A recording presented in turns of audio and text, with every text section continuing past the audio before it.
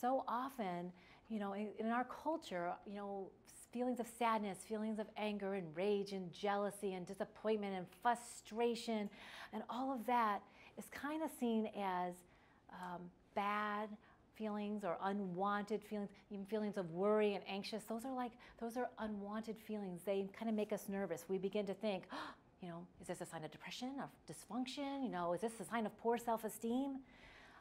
But really, truly, all feelings are healthy and they're okay. They just need to be released. In fact, it's when they're not released, that's what creates the distress and the stress. So we really want to just know, feelings are not right or wrong. They just are. We don't have to like our children's feelings. We don't have to agree with them, but we can just be okay with them. They are what they are. It's okay. And what we tend to do is kind of just the opposite.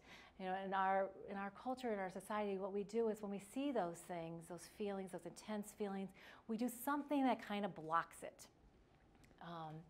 And I think that's our hope is that, just get over it. It's no big deal. We want them to be resilient, but the way we're going about it actually is a little ineffective.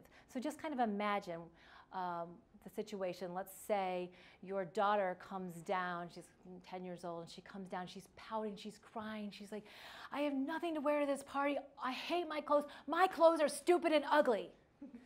Just imagine what might come out of your mouth in the next few minutes. This is the things we say. We say things like, oh, I cannot believe you. You are crying about your clothes. Your clothes look like everybody else's clothes, and we worked very hard to buy those for you. We kind of scold the feeling, or we deny the feeling. Like, you are not upset about your clothes. Your clothes are fine. You are being selfish right now. We might make them feel guilty.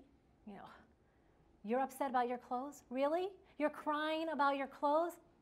We'll just pack them all up because I know there's other children in the world that would be happy to have them. We lecture, I have told you 1,000,000 times, do not complain about your clothes. You get what you get and you don't get upset. Money and clothes don't grow on trees. We have to work for those. Or we punish. We might say, you know what? I don't want to hear it. If you're going to go cry in your room. Or, you know what? If you can't figure it out, you just call Susie and you tell her you're not coming to the party. We might rescue. Oh, honey, let's see. The mall's open for another half hour. Why don't we go get you a nice outfit? Or we're sarcastic. Well, then just go naked. So we do all those things. And can you imagine if you were my daughter and I said one of those things, how do you think you'd feel towards me? Resentful. Yeah. You'd probably see some kind of behavior. You know nothing. And some sassiness and walk away. Slam the door. I'm pretty sure your child's not going to say something like, you're right, Mom. I was overreacting. So, we do these things. Because to us, this is just hard to understand. What is she talking about? She's got a closet full of beautiful clothes. What is the problem? Get over it. Move on. But that's not what happens. In fact, when we do that, when we actually block the feeling, we send messages. We send messages like, it's not, you shouldn't feel how you feel. And when we send that message, we actually teach children not to trust their gut, that their feelings are wrong. We don't want that. Feelings are guide us, in our lives. Or we teach them, you know what, I don't like how you feel. I don't care about how you feel. Your feelings are not important. And that can lead to those limiting beliefs that my feelings aren't important.